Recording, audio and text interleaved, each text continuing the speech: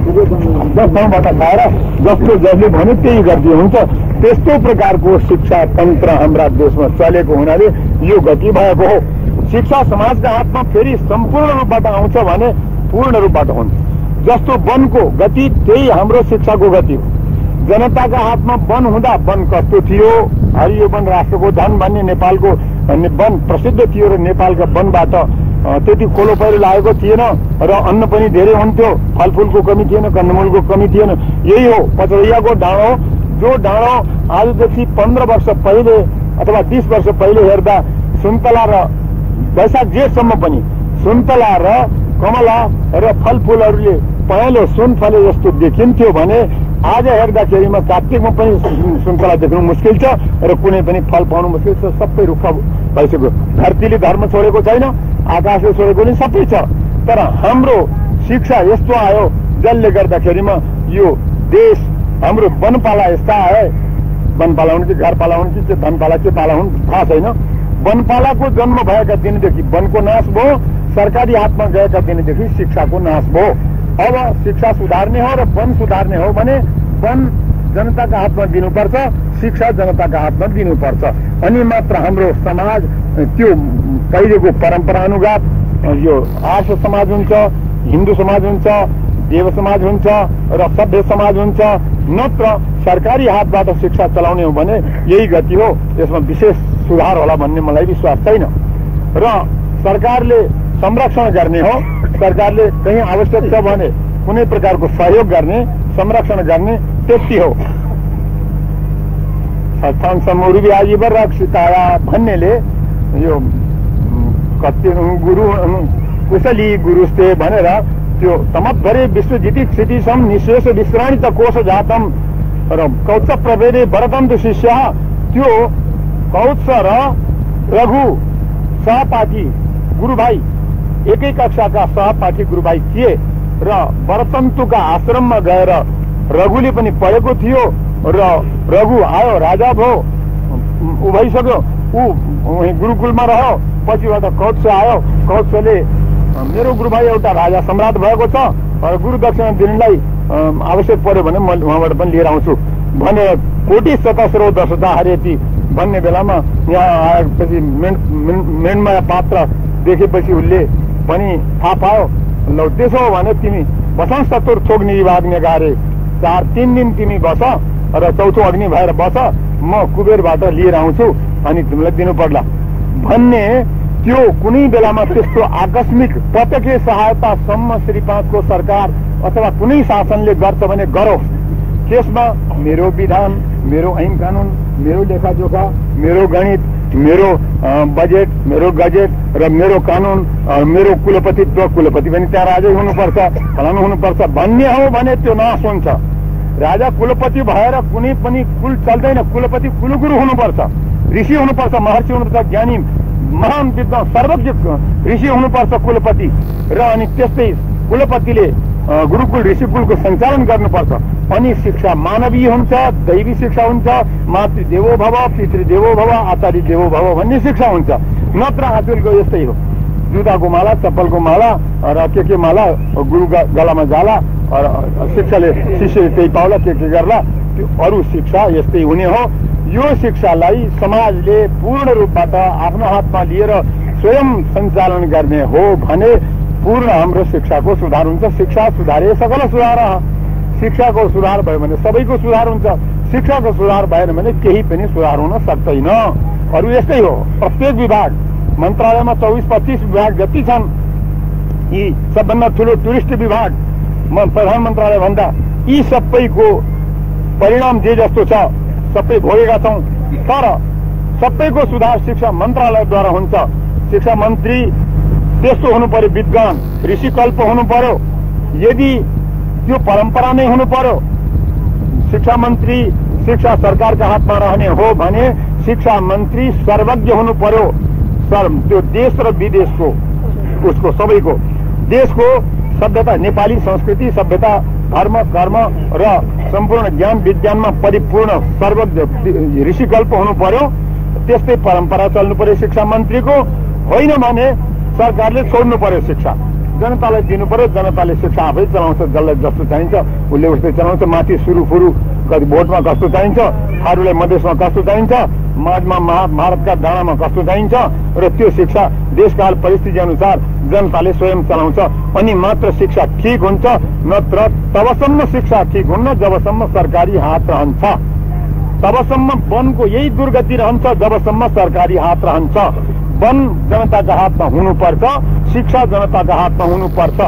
यो नग्न कुरा हो र यो नग्न कुरा मान्यता दिन सक्ने त्यागीले दिन सकोस्, लिनेले लिएर चलाउन सकुन्। त्यो दुईटा भयो भने अनि खोलो पहिरो पनि लाग्दैन, अन्नको अभाव पनि हुँदैन, फलफुलको कमी पनि हुँदैन, भोकमरी र यो हाहाकार पनि हुँदैन, विदेशबाट अन्न ल्याएर खानुपर्ने दिन पनि हुँदैन।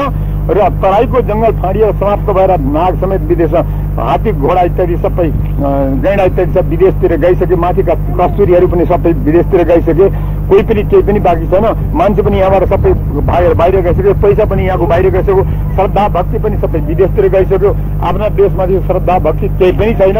यो जो गति छ हाम्रो गति यस्तै रहन्छ। त्यसकारणले वन जनताका हातमा, शिक्षा जनताका हातमा, यी दुईटा काम जसरी हुन्छन् आज भोलि पर्सिसम्म जसरी हुन सक्छ त्यो हामीहरूले गर्नुपर्छ। त्यस उसका लागि आरम्भ यहाँ शिक्षाको आरम्भ गर्ने हो भने सानो रूपमा आरम्भ गरौँ, अल्पारम्भ क्षमकरः। यो नसकिने कुरा केही छैन। घरमा पनि बालकहरूले बसेर एक रोटो खाएका छन्, भोटो लागेका छन् र पढ्न गएका छन्। अरू ठाउँमा महँगो शिक्षाका लागि पनि घरमा खाएर गएका छन् भने अहिले सस्तो शिक्षा, निःशुल्क शिक्षाका लागि लुगा लगाएर आउन्, घरबाट खाएर आउन्, वरिपरिका खाएर आउँछन्, निःशुल्क पढ्छन्।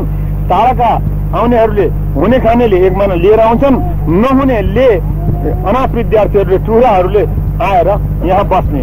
तिनीहरूका लागि हामी मुष्टि योजनाद्वारा हुने खाने घरमा मुष्टि योजना, एक बिहान एक मुठी, बेलुका एक मुठी, नहुनेले बिहान एक मुठी, त्यो पनि नसक्नेहरूले एउटा दाउरे दिनुपर्छ, एउटा उगा दिनुपर्छ, एक दिनको 10 दिनमा एक दिनको श्रमदान गरिदिनुपर्छ कि के गर्नुपर्छ आफ्ना छोराका लागि, अरूलाई होइन।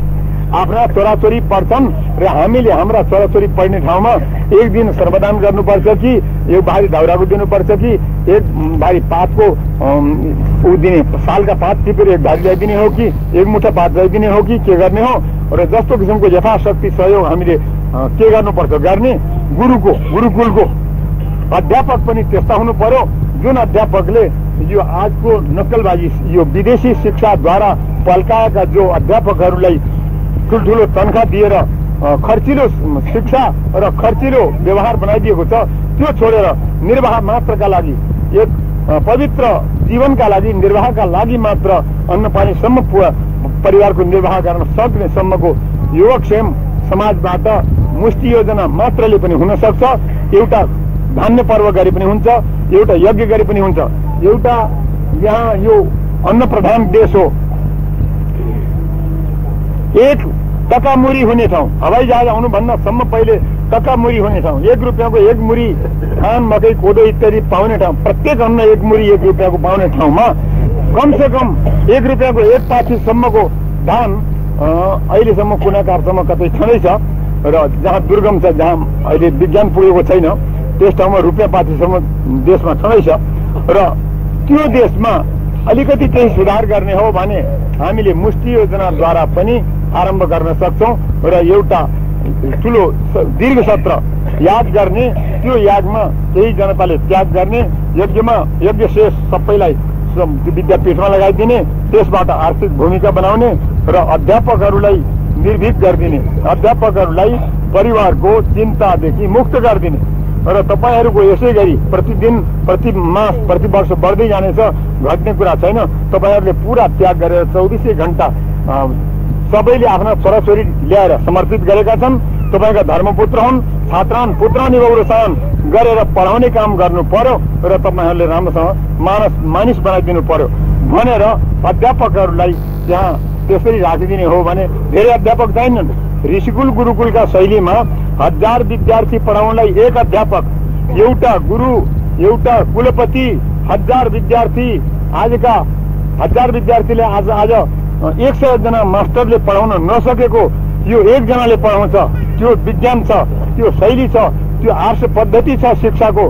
त्यो पद्धति अनुसार हामीहरूले एकजना कुलपति सूर्य जस्तो भएर बीचमा सिंहासनमा बस्ने ब्रह्मका 4 मुख 4 दिशामा छन्। केही कारण छ, त्यसको हेतु छ र बीचमा उच्च ठाउँमा एकजना कुलपति बस्छ। कुलपतिका वरिपरि सबै छात्रहरू बस्छन्। छात्रहरूले जहाँबाट जे सोध्छन्, जे पढ्न चाहन्छन्, तिनले त्यो एकै साथमा पाउँछन्। त्यस्तो किसिमको प्रतिनिधित्व, ब्रह्माजीका 4 मुखको प्रतिनिधित्व गर्ने आज पनि कला छ। त्यो सकिएको छैन, त्यसलाई चलाएको छैन हामीहरूले आफ्नो आफ्नो घरको कला। त्यसलाई चलाएर त्यस्तो कुलपति एउटा राखेर कुलपतिद्वारा चारैतिरको शिक्षा समान। 1 मिनट 1 विद्यार्थी खाली रहन्न।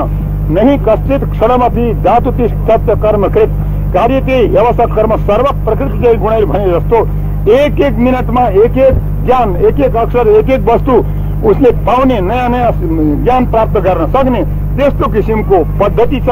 त्यो यन्त्र छ।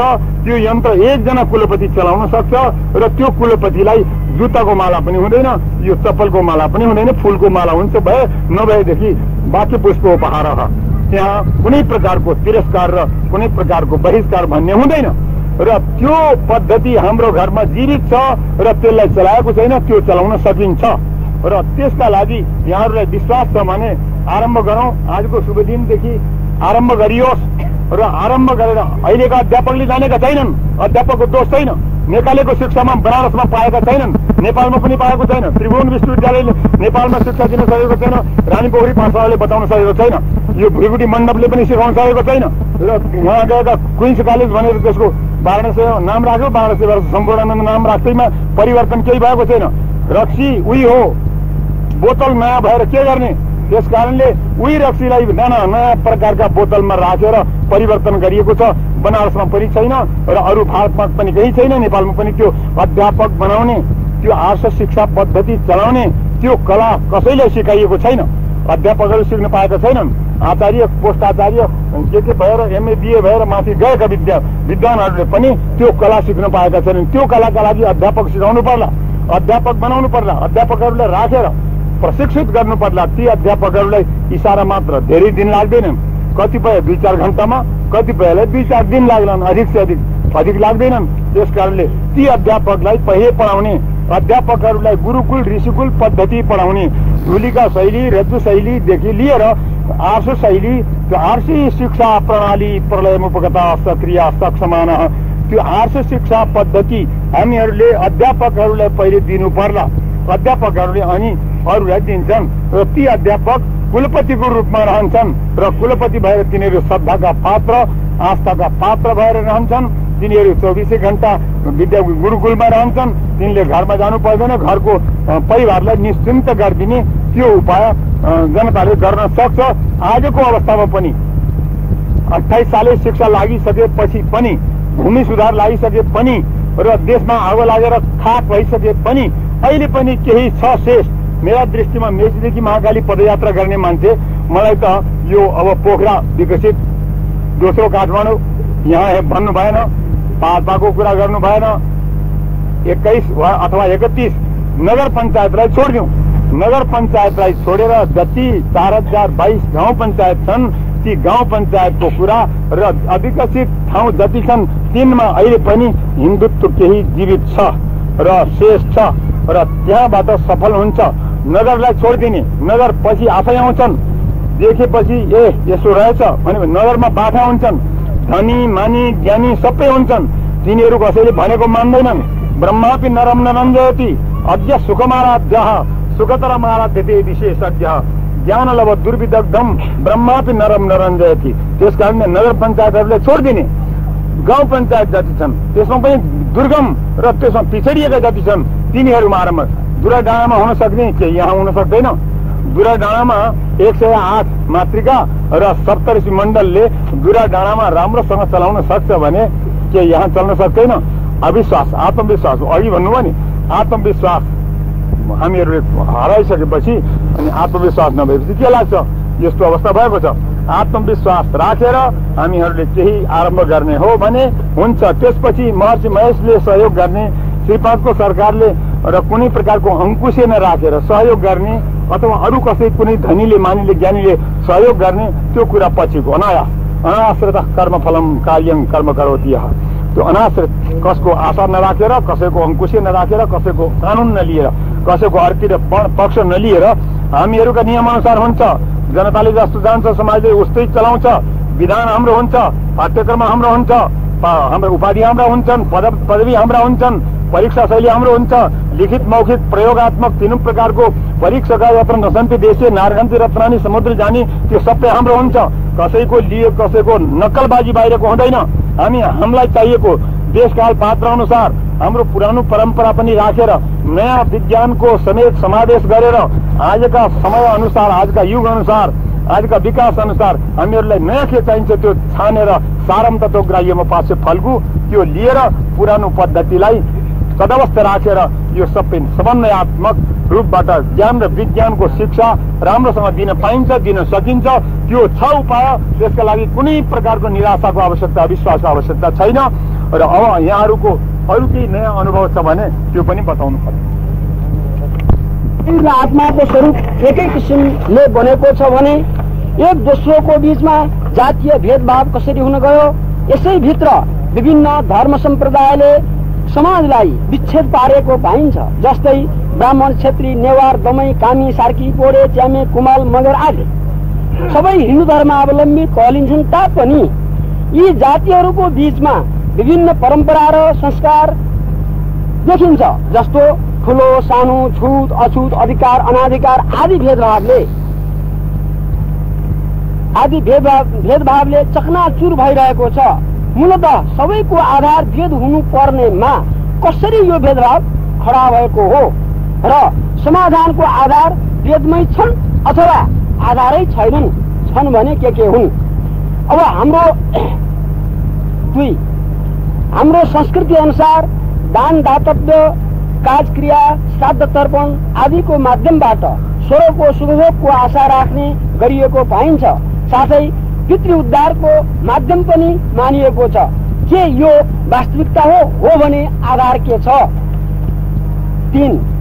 यहाँकै प्रवचनद्वारा बलि दिने परम्परालाई अनिश्वरीय हो भन्ने कुरा सुन्यौं, जुन कुरा हिन्दू संस्कृतिका ग्रन्थहरूमा पञ्चबली लगायतका विधि विधानद्वारा देवी देवालयहरूमा पशु बलिका विधिहरू अनुसार गरेको दावा हुँदै आएको छ भने यो विधि कसरी अनिश्वरीय भयो र अश्वमेध, छागबली, नरबली आदि पनि भए गरेको पुराणमा पाइन्छ?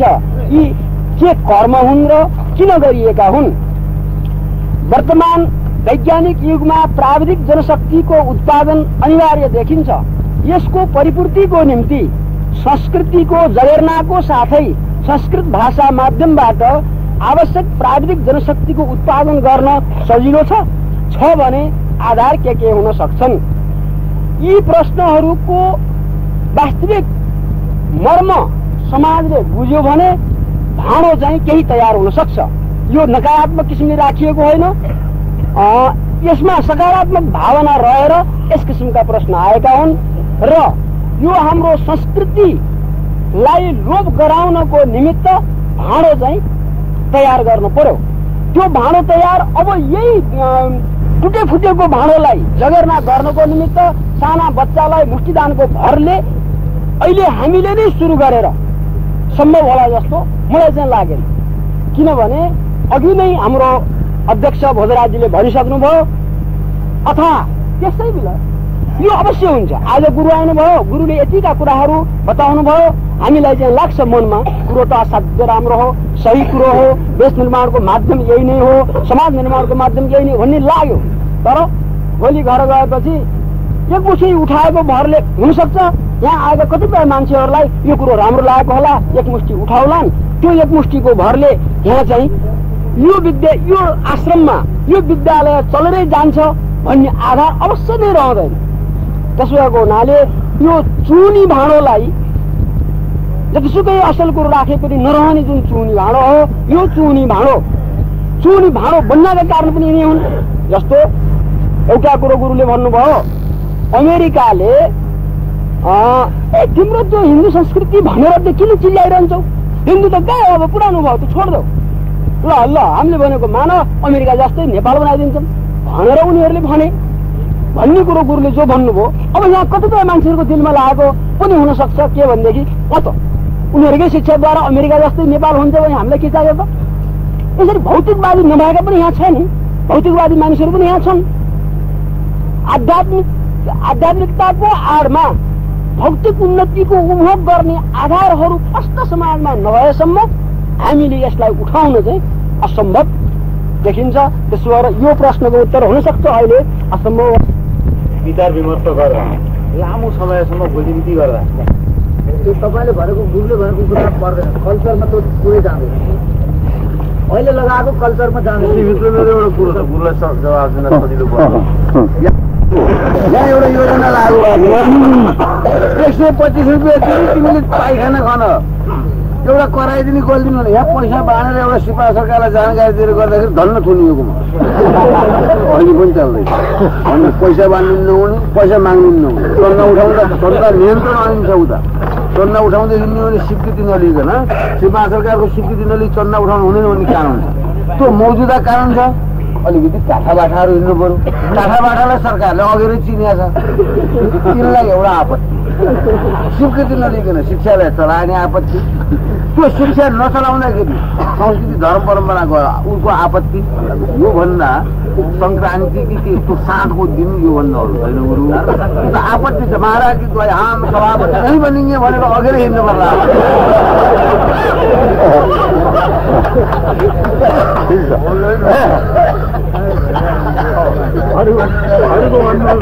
भन्नुहोस्, सबैले भन्ने, आफ्ना आफ्ना ठाउँबाट सबैले भनिदिने। यो राजा त्यो राजा यस्तो राजा उस्तो राजा भनेर चाहिँ वक्तव्य दिएको बापत कहीँ मुद्दा दायर भएको छ अरे। अब गुरु जस्तो मान्छेलाई जसको नेपालै एउटा आफ्नो भइसकेको छ, कोही अर्को छैन, त्यस्तोलाई पनि मुद्दै दायर भएको छ अरे। थाहा भएको भन्नु बिर्सिन्छु अझै। समाजको एक्टिभ कार्यकर्तालाई जस्तो भोजदाजीले अहिले चाहिँ हैरानी मात्रै छ भन्नुभयो, त्यस्तै गुरुलाई भाषण गरेर बापत पनि हैरानीको हुन्छ कि अनि हामीलाई चाहिँ कोही तर्क लागिरहेको छ। लेख्न गएको मान्छेले वकिल लेख्न लगाएको, अर्को मान्छे योगी नगर्नेहरूलाई मुद्दा लगाइदिनु छोडिदेऊ भनेर बुझाएपछि छोडेर आयो भने त मैले लिएर आएको। त्यो कुनै दलगत पनि होइन, कुनै स्वार्थले पनि होइन, कुनै विदेशबाट प्रेरित पनि होइन। यो नेपाली भावनाले प्रेरित भएर नेपाल र नेपालीका लागि नेपालीले जे पनि गर्न सक्छ र कल्याणका लागि सर्वे भवन्तु सुखिनः सर्वे सन्तु निरामया भन्ने कुरामा निश्चिन्त भएर राजालाई भन्ने, मन्त्रीलाई भन्ने, अरू पञ्चहरूलाई भन्ने, अरूलाई भन्ने, जहाँ जे भन्नुपर्छ त्यो स्वस्थ रूपबाट, सुझावको रूपमा, उपदेशको रूपमा, मार्गदर्शनको रूपमा र ज्ञानको रूपमा भन्नलाई कसैलाई केही पनि रोकटोक छैन। यो यहाँहरूले भ्रान्ति नगर्ने। हामीहरूले केही भन्दा केही गर्दाखेरिमा केही लाग्छ कि भन्दा लाग्छ, नसम्झेसम्म, नबुझेसम्म लाग्छ, बुझेपछि भाग्छ, त्यो लाग्ने कुरा छैन। अर्को लाग्छ भने पनि लाग्छ, 6 महिना लाग्छ, 12 महिना लाग्छ, 18 महिना लाग्छ, 12 वर्ष लाग्छ, त्यहाँ पनि केही गर्न पाइन्छ। कैदमा बसेर पनि केही गर्न पाइन्छ। कृष्ण कैदमा जन्मे र कैदमा बसेर शिवाजी बने। कैद हुन लाग्यो पृथ्वीनारायण शाहलाई र मकवानपुरमा पृथ्वीनारायण शाहलाई कैद हुन लागेको थियो। डोला पनि दिने, कैद पनि गर्ने र यहीँ बस्ने। छोरो नभएसम्म, जबसम्म हाम्रो गद्दीको उत्तराधिकारी छोरो हुँदैन, हाम्री छोरीबाट छोरो हुँदैन, तबसम्म यहीँ बस्नुपर्छ भन्ने पृथ्वीनारायण शाहले कैद भएको थियो मकवानपुरमा। यहाँहरू इतिहासका विद्यार्थीले थाहा छ।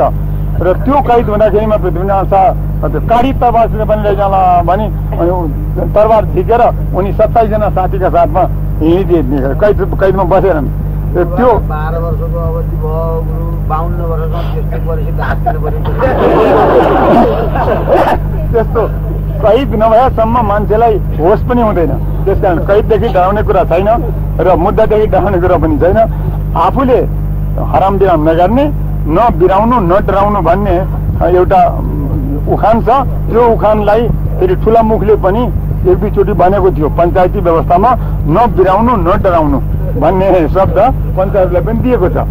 त्यसबाट हामीले बिराउने दृष्टिले, स्वार्थी दृष्टिले, व्यक्तिगत स्वार्थले प्रेरित, वर्गका स्वार्थले प्रेरित, कुनै गुटका स्वार्थले प्रेरित भएर अथवा विदेशद्वारा प्रेरित भएर हामीहरूले भन्ने गर्ने काम गर्नु हुँदैन। त्यो बिल्कुल ठिक हो, त्यो देशघातक कुरा हो।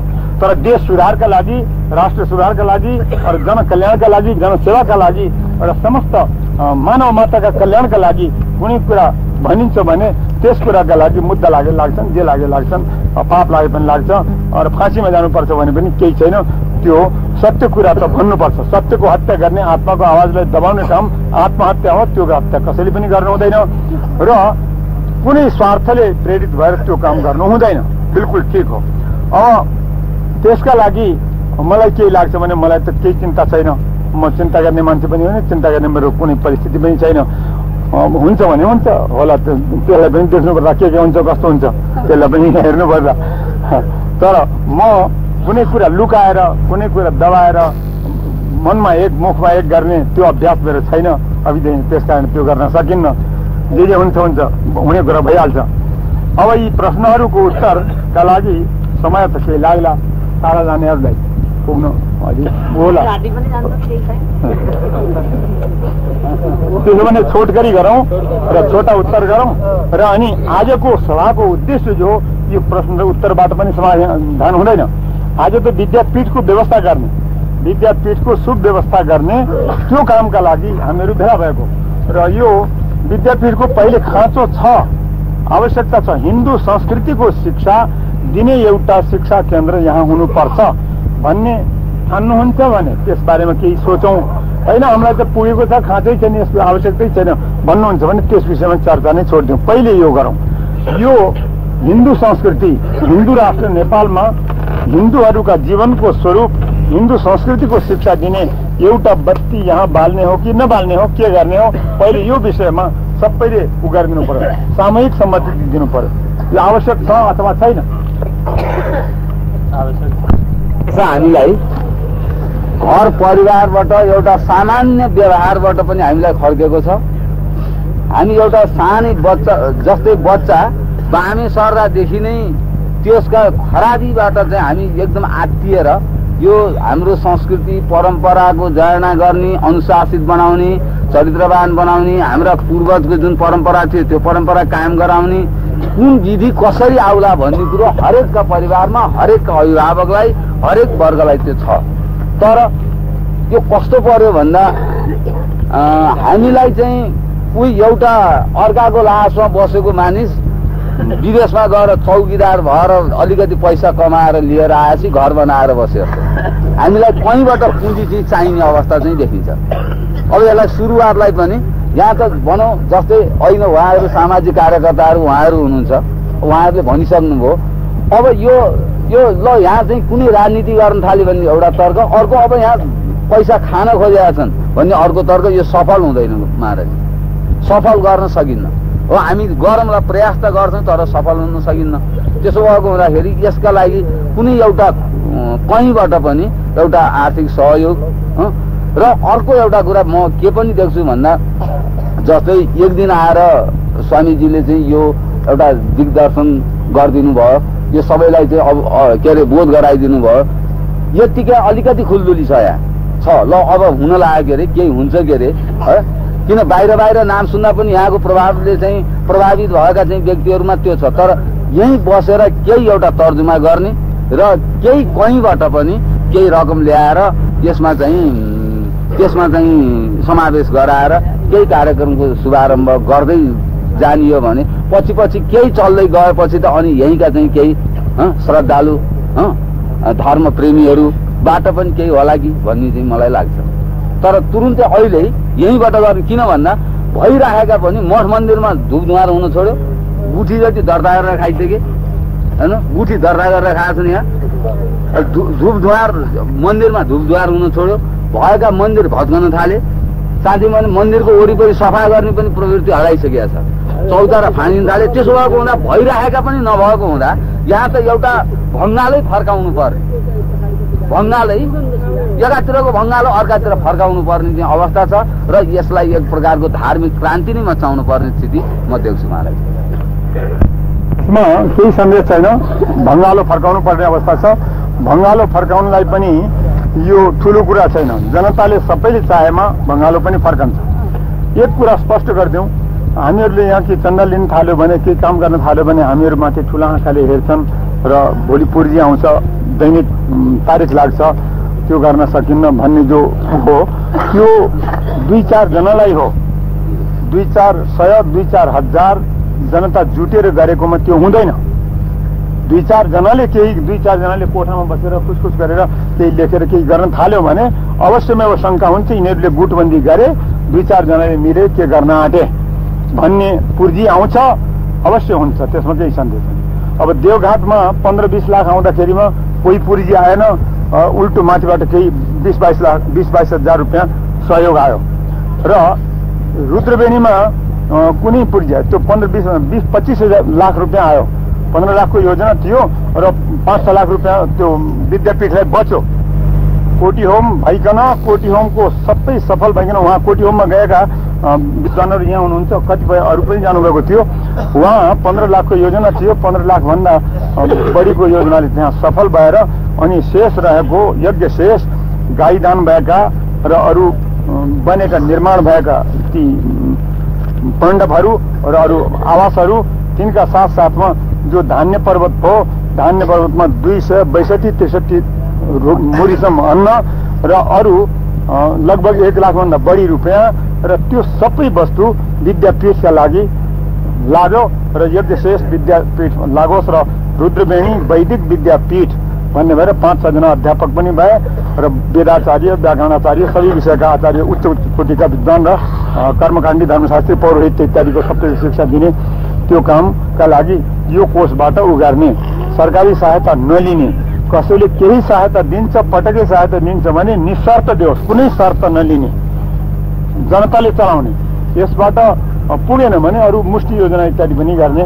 भनेर अनि जनताले त्यहाँको स्थानीय पञ्चायतले, अस्लेवा भन्ने गाउँ पञ्चायतले नुनथलो भन्ने एउटा ठाउँ छ ठुलो गोचर भूमिको अरू गौचर राखेर नुनथलो भन्ने ठाउँ 15-20 बिघा जतिको त्यसमा विद्यार्थीहरूका लागि अहिले बनेकाले पुगेन भने हामीहरूले 2-4 हजार छात्रलाई यहाँ छात्रावास आवास गर्ने र अध्यापकहरूका निमित्त निवास गर्ने, पानी सिरानमा छ, माथिबाट 12 मास पानी लाग्ने, बाग बगैँचा इत्यादि फलफुल इत्यादि हुने, गौशाला पनि गाई पनि पाल्न सकिने, यो हामी विद्यापीठका लागि दिन्छौँ भनेर त्यो गाउँले त्यो पनि भूमि पनि दिएको छ। त्यसका अतिरिक्त यतापट्टि कालीकोट र यो कोटाकोट भन्ने गाउँ पञ्चायतले हाम्रा यतापट्टि अघिका ऋषिमुनिहरूका गुफा पनि छन्, 150 विद्यार्थी एकै गुफामा बस्ने त्यस्ता छात्र पनि छन्, अरू केही स्थान छन्, थुम्काहरू छन्, वन छन्, तिनका लागि यो भूमिको पनि उपयोग होस् भनेर तिनले त्यो पनि अर्पण गरेका छन् र भूमिको कमी छैन,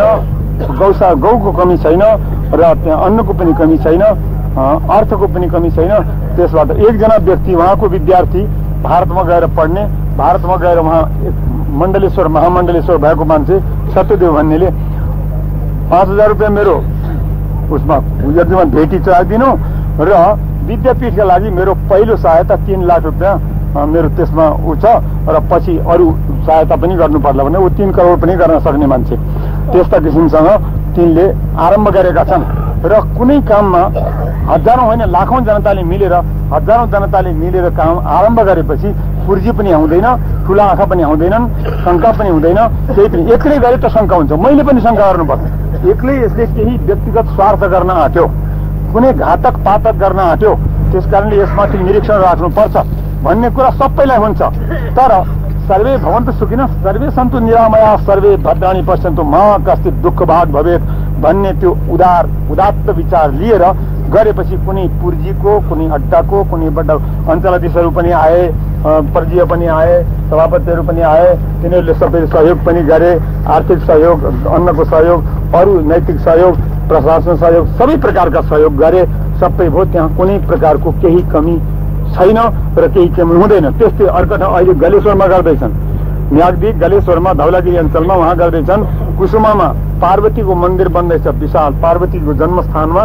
जनकपुरमा जानकीको मन्दिर बने जस्तो कुसुमामा पार्वतीको जन्मभूमि सानो मन्दिर थियो, त्यसमा पनि मूर्ति चोरेर लगिदिए अरू घण्टा पनि चोरेर लगिदिए, मन्दिर खाली छ, चोरहरूले चोर्न नसक्ने ठुलो मूर्ति बनाउनु पर्यो, पर्वताकार मूर्ति बनाउनु पर्यो पार्वतीको, चोरले पनि चोर्न नसक्ने त्यस्तो मन्दिर बनाउनु पर्यो, मन्दिर पनि टाढाबाट देखिने, कमजोर 2-4 जिल्लाबाट देखिने, त्यस्तो गर्नु पर्यो भनेर पाङले एउटा महासमिति, एउटा समिति बनाएर त्यो मूर्ति निर्माणको काम गर्दैछन्। लाखौं होइन करोडौंको योजना छ। त्यो जनताबाट केवल सरकारी कुनै नगर्ने, राजाले आएदेखि उद्घाटन गर्ने अथवा शिलान्यास गर्ने भएदेखि गर्नु त्यही छ छैन त्यो पनि खाँचो छैन। हामी कसैको आशा गर्ने होइनौँ, हाम्रो कर्तव्य हामीहरू पालन गर्छौँ। त्यसमा विद्यापीठ पनि हुन्छ, पार्वती विद्यापीठ हुन्छ, पार्वती पुस्तकालय, पार्वती मार्ग, पार्वती क्याम्पस एउटा हालिसके, पार्वती मार्ग, पार्वती प्याउ, पार्वती सबै पार्वतीको नाममा गर्ने पर्वतमा भनेर त्यो आरम्भ गरे। त्यसमा कुनै पूर्जी छैन, कुनै प्रकारको दृष्टि छैन। प्रजीयको त्यसमा सहयोग छ, अञ्चलाधीशको सहयोग छ, अरू सबैको छ, सबैले गर्छन्। त्यसमा कुनै प्रकारको चिन्ता गर्ने कुरा छ। यस्तै यहाँ पनि 2-4 जना बसेर कोठामा कुरा नगर्ने, मैदानमा बस्ने, खुल्ला चौतारो पाइन्छ भने, खेत पाइन्छ भने, जहाँ चौर पाइन्छ वहाँ ठुला ठाउँमा बस्ने, लाखौँ मानिसहरू जुट्ने, लाखौँ मानिसले सबैको भलो हुने कुरा गर्ने, सबैको भलो हुने कामको योजना गर्ने, त्यसमा कोही पनि रोकटोक हुँदैन। यहाँ पुराना गुठीहरू केही पशुपति घाटमा पनि छन्, यहाँ रामघाटमा पनि छन्, यो कोत्रे चुहने मुडामा च्यवन ऋषिको आश्रमको पनि केही उच्छेष छ र यहाँ यो पनि भयो। यस्ता अरू गुठीहरू छन्, धेरै लापरवाह छन्, तिनीहरूको लापता छन्, तिनीहरू असुरक्षित अनाथ अवस्थामा छन्, तिनको सदुपयोग भएको छैन। तिनको सबैको लिएर सदुपयोग पनि विद्यापीठमा गर्न सकिन्छ र भौमिक सहयोग, स्थायी सम्पत्ति, अचल भूमि पनि पाइन्छ र मुष्टि योजना पनि पाइन्छ। अरू दानवीरहरू छन्, केही यस्ता छन् समाजमा, मेरो सम्पत्ति अब को खाने, मेरो छोरा छैन, छोरी छैन, अगाडि पछाडि केही पनि छैन, म मरेपछि मेरो सम्पत्तिको हकदार को? त्यस कारणले मैले आफ्ना जीवित अवस्थामा नै आफ्ना हातबाट सुपात्र संस्थामा दिएर बाँचुन्जेलसम्म पाल्नु, मरेपछि मेरो कार्यक्रिया गर्नु र मेरो सन्तान नै संस्था भयो। त्यस कारणले मैले संस्थालाई चल अचल सम्पत्ति, भूमि सबै दिएँ भन्ने त्यस्ता त्यागी पनि समाजमा छन् र यहाँ वरिपरि पनि छन्। ती व्यक्तिहरूको पनि तपाईँहरूले विश्वास प्राप्त गरेर तिनबाट पनि लिन सक्नुहुन्छ। तिनको चित्र लगाइदिने, फोटो लगाइदिने, ठुलो ऊ छ भने एउटा मूर्ति बनाएर लगाइदिने र फलानाको दान, फलानाको यो भनेर। जस्ता भारतमा पनि धेरै छन्, नेपालमा पनि जगदम्बा पुरस्कार त्यस्तै हो। जगदम्बा पुरस्कारले बहुत ठुलो साहित्य काम गरेको छ। बागलुङमा एकजना रहेछ, छोटा भन्ने व्यक्ति रहेछ, एकजना छोटो मान्छे, तर उसले आमाका नाममा 6-7 हजार रुपियाँबाट आरम्भ गरेको, अहिले लाखौं रुपियाँको उसको सम्पत्ति भइसक्यो। अरूले पनि सहयोग गरे र सरकारी सहयोग पनि पाइयो, शिक्षा मन्त्रालयले पनि दियो र एउटा पुस्तकालय छ। पुस्तकालयका साथमा उसले पुरस्कारको 3000 पुरस्कार, धौलागिरी अञ्चलका 4 जिल्लामा जो साहित्यमा सर्वप्रथम उच्च कोटिको पुस्तक लेख्छ त्यस व्यक्तिलाई 3000 को पुरस्कार दिने भन्ने एउटा संस्था बागलुङमा रहेछ र उसले आफूले आरम्भ गरेको, तर सबैको सहयोग, समाजको सहयोग पनि पायो, जनता सरकारी सहयोग पनि पाएको छ। पुस्तकालय पनि गएर अस्ति हेरियो, केही आफूसँग भएका समर्पण गरियो र त्यो संस्था त्यहाँ पल्लवित हुँदैछ। त्यसै गरी अरू ठाउँमा पनि हुँदैछन्। सार्वजनिक कल्याणका काम जहाँ जसले गरे पनि त्यसमा सहयोग नपाउने कुरा छैन। सरकारी सहयोग, जनसहयोग, देश विदेशका सहयोग, दूतावासहरूले पनि सहयोग गरेका छन्। पुस्तकालयलाई पुस्तक दूतावासहरूले पनि दिएका छन् र त्यो सबै हुन्छ भने यहाँ पनि हुन सक्छ। पचवैयामा 5 भाइ 5 मिली करे काज, हारे जिते नहीं लाज भन्छन्।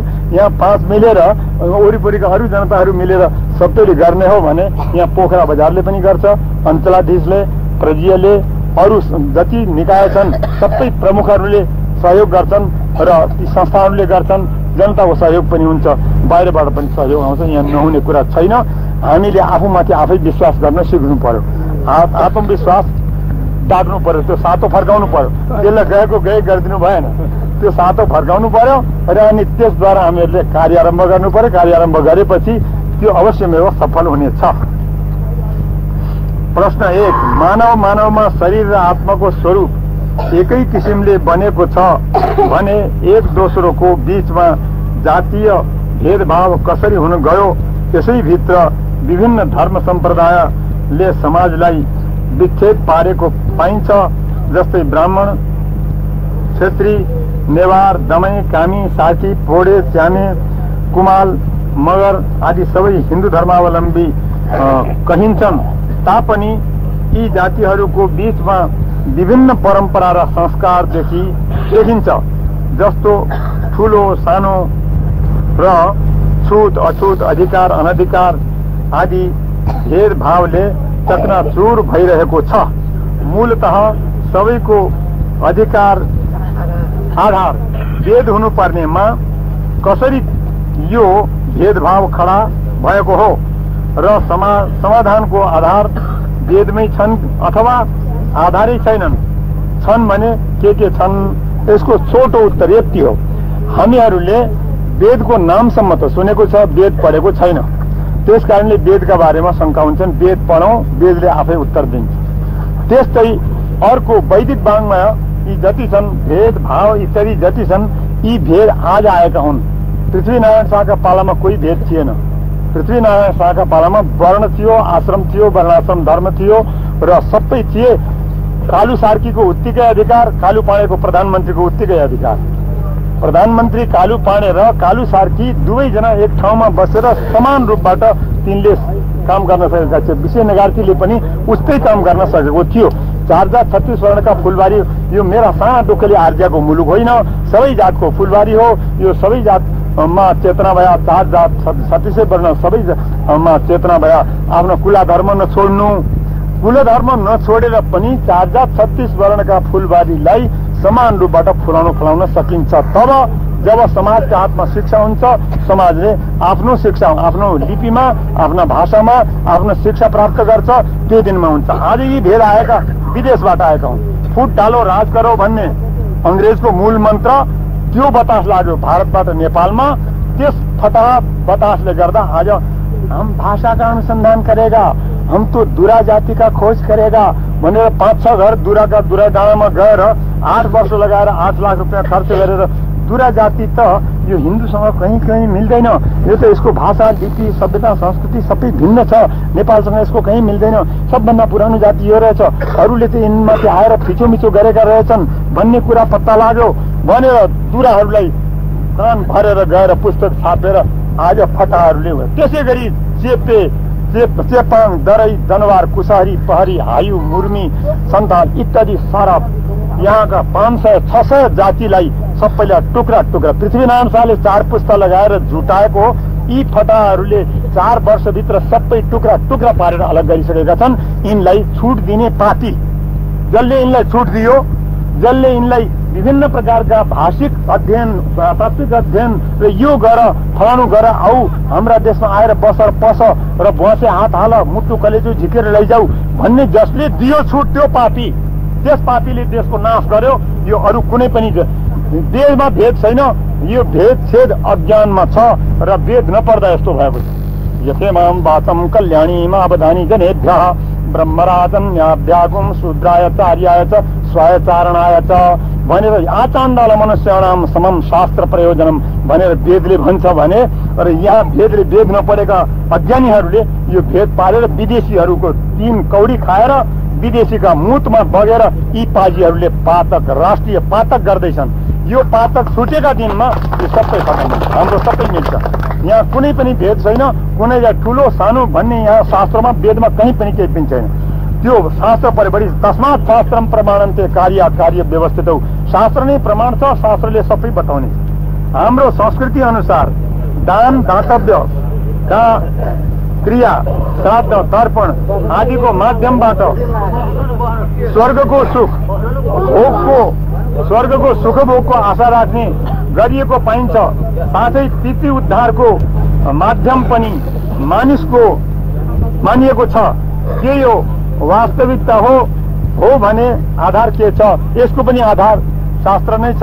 त्यसकारणले मनुस्मृति पढ्नु पर्यो। आसिदिदम तमोभूतमदेखि लिएर सृष्टि क्रम कसरी, मनुको सृष्टि अनुलोम क्रम, वेदानुस्मारिणी स्मृति, वेद व्याख्या मनुस्मृति, वेद भाष्यम मनुस्मृति, मनुस्मृति पछि अनुस्मृति 18वटा, 18 अनुस्मृतिका 72 स्मृतिहरू धर्मशास्त्र, वेदानुकूल मनुस्मृति आदि धर्मशास्त्रहरूको अध्ययन गरेपछि यी सबै कुरा सर्लङ्ग रूपबाट अगाडि आउँछन्। त्यो यहाँ पठन पाठनमा आयो भने ती विद्यार्थीहरूले घरमा गएर परिवारलाई सबै बताउँछन्, यो त यस्तो रहेछ, यो भेद भाव, यो सन्ध्या तर्पण या पितृ तर्पण, पितृहरूले मान्नुपर्ने जन्म पुनर्जन्म इत्यादि पूर्वजन्म इत्यादि मान्नुपर्ने, यो कारण यस्तो रहेछ, यो नमानेमा यस्तो हानि रहेछ, यो रहेछ भन्ने कुरा विद्यार्थीले घरका बुढा पुरानाहरूलाई, यो जङ्गबहादुरदेखि पछिबाट आएको जो अज्ञान हो, भेद हो, जङ्गबहादुरदेखि अगाडि केही पनि छैन। पृथ्वीनारायणले दिव्य उपदेशमा मर्ने बेलामा बुढा मरै भाषा सरै भनी भन्छन्, तिमीहरू सबै छेउ सुनाइ गएको भया तम्रा सन्तानलाई सुनाउला र तम्रा सन्तानले हाम्रा सन्तानलाई सुनाउन यो राज्य थामिखान भएर खाली राजाका सन्तानले राज्य थाम्दैन, जनताका सन्तानले बच्चाले सबैले जानिराख्नुपर्छ। जानन्तु सर्वे जना, अनि समस्त जनता। राजा कुनै बेला बालक होला, बालक राजाले केही थाहा नपाउने होला, अज्ञानी होला, राजा कुनै बौला पनि हुन सक्छ, राजा कुनै विदेशमा बिग्न पनि सक्छ। त्यो बेलामा तिनीहरूले धर्मर हुन नदिनु। तिनीहरू सबै छेउ सुनाइ गएको भए तम्रा सन्तानलाई सुनाउला र तम्रा सन्तानले हाम्रा सन्तानलाई सुनाउन। अनि यो राज्य थामी खानन् भनेर पृथ्वीनारायण शाहले दिएको जो अधिकार हो, दायित्व हो, दाँते पाखुरी हो, त्यो चिज आज टुट्यो। बुढा मरे भाषा सरे भने तीन अलग, 5 अलग, श्री 3, श्री 5 उ गर्नु, यताउता नजानु, त्यो ढोका नजानु, फलानु गर्नु, यो गर्नु। यी अंग्रेजले दिएका फटाहा भेदमा जङ्गबहादुर कमारो लाग्यो। जङ्गबहादुर कमाराले राजालाई फोरमा, रैतीलाई भोरमा राखेर यो सारा चौपट गरेको हुनाले यो दशा भएको। हामीहरूले राम्रोसँग राजा र प्रजाले एक, आज जस्तो तपाईँहरू एक सभामा बस्नु भएको छ, यसै गरी राजाले सार्वजनिक सभामा आएर बसेर सबैका कुरा सुन्ने, सबैका सुख दुःख सुन्ने र आफ्नो पनि भन्ने विचार गर्यो भने 3 मिनटमा समाप्त हुन्छ। मैले भने राजालाई 36 सालमा 1 महिना बाँकी थियो चुनावको, अब त यो त यस्तो यस्तो भयो, निलो र पहेँलो भनेको त यहाँ त गडबड भयो, यस्तो हुन आँट्यो देशमा। यो चुनाव हुनुभन्दा, जनमत ग्रहण हुनुभन्दा पहिले नै यहाँ त देश भङ्ग हुने जस्तो अवस्था आयो। यसमा के गर्ने हो, कसो गर्ने हो भनेर सोधेपछि पहिले भनेको मानिएन। यो शिक्षाले गरेको हो, नयाँ शिक्षाले गरेको हो। नयाँ शिक्षा सुधार गरेर दिएका 5 प्रतिमध्ये राजालाई एउटा दिएको,